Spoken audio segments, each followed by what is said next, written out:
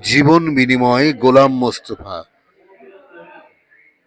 বাদশা বাবর কাঁদিয়া ফিরিছে, নিদ নাহি চোখে তার। পুত্র তাহার হুমায়ুন বুঝি বাঁচে না এবার আর। চারিদিকে তার ঘনায়ে আসিছে মরণ অন্ধকার।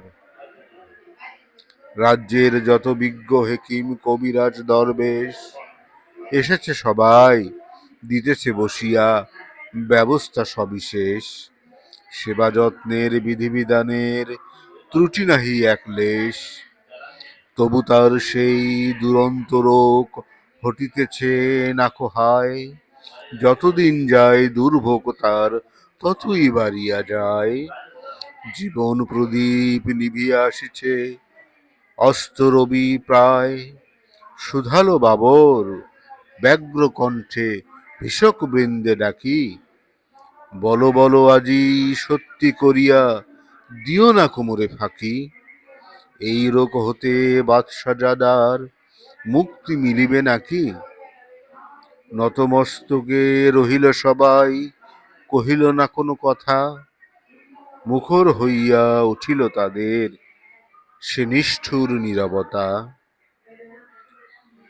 শেল সম আসি বাবরের বুকে বিধিল কিসের ব্যথা। হেনকালে এক দরবেশ উঠি কহিলেন, সুলতান সবচেয়ে তব শ্রেষ্ঠ যে ধন, দিতে যদি পারো দান, খুশি হয়ে তবে বাঁচাবে আল্লাহ বাদশাজাদার প্রাণ। শুনিয়া সে কহিল, বাবর শঙ্কা নাহিক মানি, তাই যদি হয় প্রস্তুত আমি দিতে সেই কুরবানি। এতেক বলিয়া আসন পাতিয়া নিরিবিলি গৃহতল, গভীর ধ্যানে বসিল বাবর শান্ত ও অচঞ্চল। প্রার্থনারত হাত দুটি তার নয়নে অশ্রুজল। কহিল কাঁদিয়া, হে দয়াল দয়াময় খোদা, হে রহিম রহমান, মোর জীবনের প্রিয় আমারই আপন প্রাণ। তাই নিয়ে প্রভু পুত্রের প্রাণ করো মোরে প্রতিদান। স্তব্ধ নীরব গৃহতল, মুখে নাহি কারো বাণী। গভীর রজনী সুপ্তি মগন নিখিল বিশ্বরানী। আকাশে বাতাসে ধ্বনিতেছে যেন গোপন কি কানাকানি। সহসা বাবর ফুকারি উঠিল, নাহি ভয় নাহি ভয়। প্রার্থনা মোর কবুল করেছে আল্লাহ যে দয়াময়। পুত্র আমার বাঁচিয়া উঠিবে, মরিবে না নিশ্চয়। ঘুরিতে লাগিল পুলকে বাবর পুত্রের চারিপাশ।